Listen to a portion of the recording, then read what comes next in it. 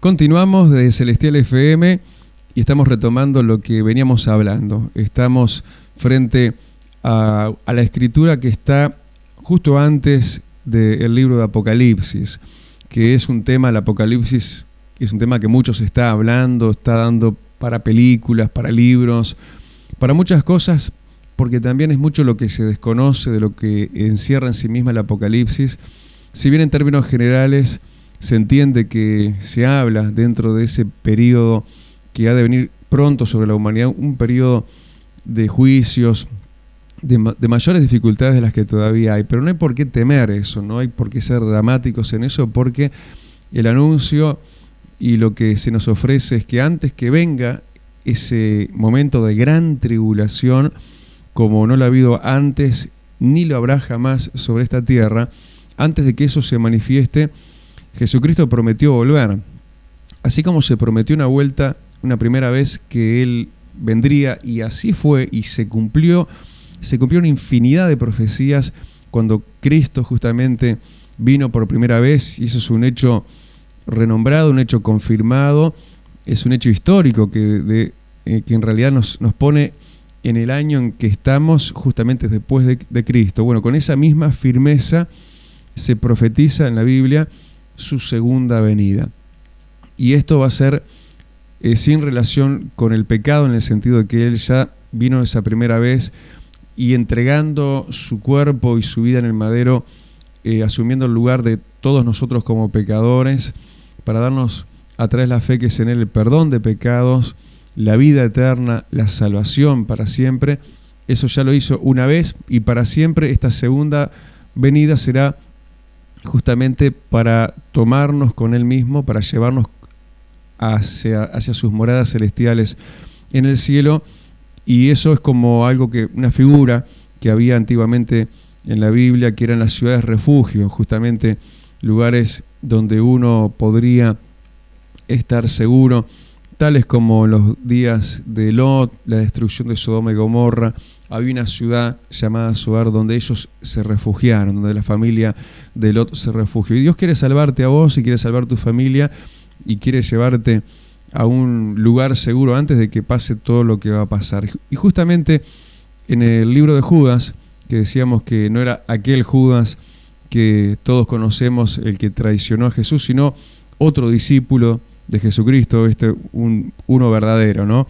Alguien inspirado ahora por el Espíritu Santo también para dejarnos estas líneas de consejos para vivir en esta época. Decíamos en el primer bloque, en el bloque anterior a este, una época que trae y conlleva todo lo que todos sabemos en cuanto a lo negativo, pero una época que anuncia la Biblia que ha de llevar sobre todo cosas muy buenas, muy positivas, muy relacionadas con el éxito y la realización que solamente Dios nos puede dar, porque decíamos, como dice la Biblia, que este es un tiempo de gloria postrera mayor que la primera.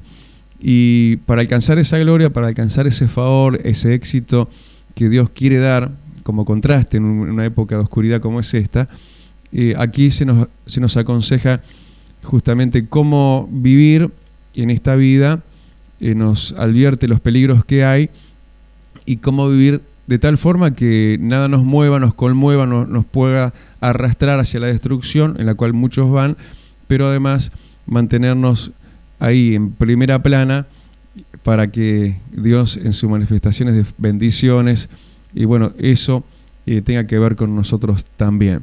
Y leo entonces ahí en San Judas, el versículo 17 dice: pero ustedes, amados, tengan memoria de las palabras que antes fueron dichas por los apóstoles de nuestro Señor Jesucristo, los que decían: en el postrer tiempo habrán burladores que andarán según sus malvados deseos. Estos son los que causan divisiones, los sensuales, que no tienen al Espíritu.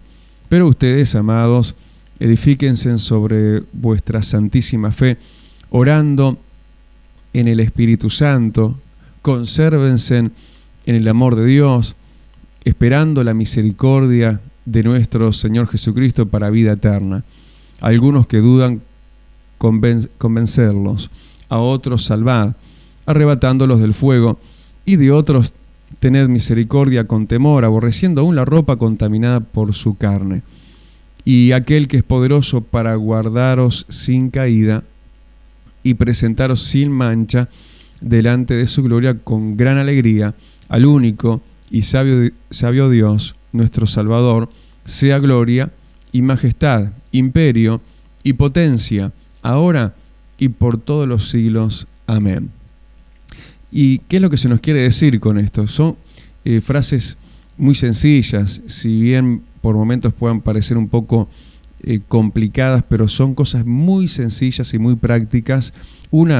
La primera de ellas, bueno, que tengamos memoria de lo que antes fue dicho por los apóstoles. A veces nuestra tendencia es ocuparnos solo en el cotidiano vivir, cosa que, bueno, uno tiene que ser responsable, por supuesto, llevar adelante su vida, su casa, su familia, ser responsable en sus tareas, en su trabajo y demás.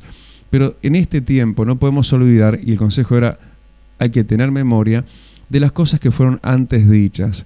Y las cosas que fueron antes dichas fue para nuestro bien, para que entonces el mal no pase por nosotros, no nos dañe y no nos lleve justamente y no nos arrastre a la destrucción.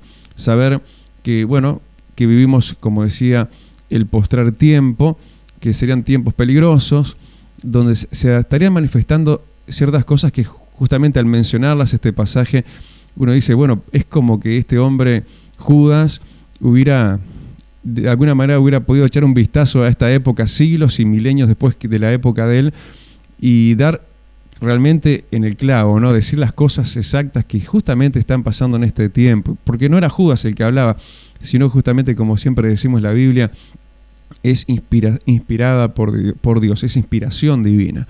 Es Dios mismo que sabe todo, que conoce todo y que lo anuncia de antemano para que lo sepamos, ¿no? Vivimos entonces días peligrosos donde la maldad se habría de manifestar abiertamente, donde habría gente, dice, burladora, y está hablando de gente que se habría de burlar y habría de menospreciar justamente las cosas de Dios. Y eso creo que es claro y coincidimos que hay mucha gente que mira muy por arriba del hombro las cosas de Dios y bueno, las desprecia. Y bueno, son esos burladores que habla la Biblia y eso es señal realmente para ellos de perdición, ¿no? Y hay que realmente tener misericordia de ellos y pedir, porque algún día nosotros mismos quizás fuimos de ese tipo de personas hasta que, wow, vimos lo que no veíamos y entendimos lo que no entendíamos y dejamos la burla que era causada por nuestro desconocimiento de aquel que es verdadero, aquel que hizo tanto por nosotros como nadie, que nos amó hasta la misma muerte, entregándose a sí mismo. Entonces uno cambió esa actitud de ser un burlador, pero hoy hay muchos de esos, muchos burladores. Dice que también sería esta y es una época donde hay muchos que andan en su maldad, mucha gente que está viviendo sin bondad, gente que es nociva, que causa daño, gente que se opone a la ley, ¿sí? que no solamente se opone a la ley de los hombres, sino se manifiesta en contra de la ley de Dios y se rompen justamente los moldes estrictos de la moralidad, de la vida, de la conducta.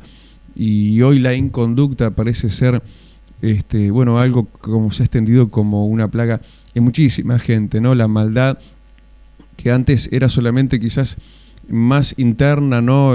Eran deseos, pero que ahora muchos andan según esa maldad. Es un andar en maldad, manifestarla abiertamente.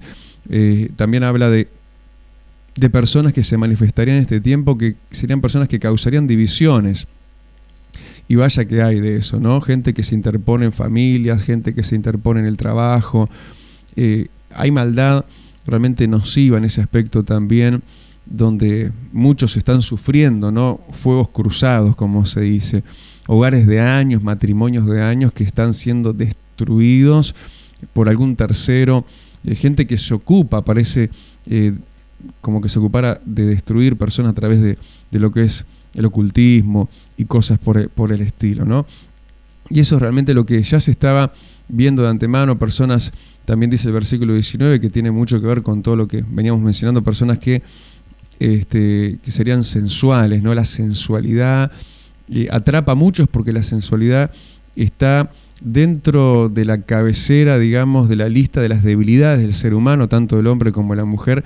Y hoy la sensualidad, la seducción, está por doquier. Permanentemente lo que se ve es justamente eso, un ambiente sensual, y todo parece girar en torno de eso, con todo el mal que eso conlleva, ¿no? La sensualidad, personas sensuales que terminan entonces haciendo caer y tropezar y dañan personas y hacen infringir lo que es la ley y la voluntad de Dios, lo que conserva luego al ser humano en el bien, lo que conserva luego al hogar en la unidad, pero todo esto atenta justamente contra eso. Personas habrían de manifestarse, también terminaba diciendo que no tienen el Espíritu de Dios. Y si no tienen el Espíritu de Dios, bueno, ¿qué espíritu tienen, no? Bueno, la verdad es que vivimos bajo el mundo espiritual, no solamente carnal y humano. Hay un mundo espiritual que nos rodea, un mundo de tinieblas, y bueno, más vale que corramos pronto a los brazos de Dios para que sea el Espíritu Santo, ¿no?, el que more dentro de uno. Hay personas que notan, ¿no?, que se preguntan, ¿pero qué me está pasando? Es como ¿qué es lo que hay en mí, ¿no? Y personas que llegan hasta a decir, pero me estoy quedando loco, o escucho voces, o veo cosas, ¿qué es lo que está pasando? ¿No? Y hasta la misma locura, hasta el mismo desenfreno muchas personas, porque están viviendo serios problemas espirituales. Están viviendo realmente en sus vidas, dentro de sus propios cuerpos y sus mentes, están viviendo cosas que no las ven, pero de hecho las están viviendo, y todo eso es en lo cual Dios te puede ayudar, de lo cual Dios te puede sacar. Hay personas que han entrado realmente en lo que hoy hablábamos, ¿no?, el ocultismo, la hechicería y todo eso, y después de haber participado quizás inocentemente esas cosas sin darse cuenta en dónde se estaban metiendo, a qué daño se estaban exponiendo, luego de eso, cómo quedan mal, llenas de temores, de miedos, de inseguridades, se sienten para escuchar que hoy hay una realidad masiva de personas que no tienen el Espíritu de Dios. Entonces están expuestas, están como lo que es el ser humano, que es un templo espiritual, están pero habitados no como templo espiritual, no por el Espíritu Santo, que es todo lo contrario a lo que recién hablábamos, porque el Espíritu Santo, que es el Espíritu de Dios, es paz, es gozo, es alegría, es bondad, es benignidad, es mansedumbre, es templanza, es amor, es fe. Sobre todo estas cosas, realmente algo que es muy, muy, pero muy diferente el que tiene el Espíritu de Dios y el que no lo tiene, y uno que, bueno, que lo pudo experimentar, ¿no?, doblemente eso, la experiencia de no tenerlo y quizás es tener de todo aquello que hablamos al principio, pero ahora disfrutar de él es lo máximo. Entonces decía Judas, bueno, esto es lo que van a ver, lo que va a pasar, lo que se va a manifestar en los posteriores tiempos, tengan memoria de esto, pero ahora viene el consejo de cómo vivir, ¿no? ¿Cómo uno puede vivir en medio de todo esto, ¿no?, que acabamos de hablar? Personas burladoras, personas malas, personas que causan divisiones, la sensualidad, el adulterio, la fornicación, todo lo que está habiendo, personas que no tienen el Espíritu y personas entonces que operan según la maldad espiritual también de las mismas tinieblas. ¿Cómo uno tiene que vivir en este momento para no caer en el daño, en sufrir el daño y ser arrastrado por todo esto? Bueno, dice, pero ustedes, decía el versículo 20, amados, eso es lo primero que nos marca, ¿no?, que somos amados por Dios. Lo primero que tenemos que hacer es edificar nuestra santísima fe. O sea, primero tenemos que hacernos de la fe santísima, ¿no? Hay muchas clases de fe, hay gente que cree en muchas cosas, en cualquier cosa, pero hay una fe santísima, una fe verdadera, hay una fe real, una fe que te va a llevar al cielo. Hay muchos caminos que parecen de vida, pero sus fines de muerte, dice la Biblia, pero Jesús es el camino, es la verdad y es la vida. Y la fe en Él es la fe santísima, porque es la fe en aquel que dio Dios, porque no hay otro dado a los hombres, sino solamente Jesucristo, en el cual haya salvación. ¿Y qué tenemos que hacer con esa fe?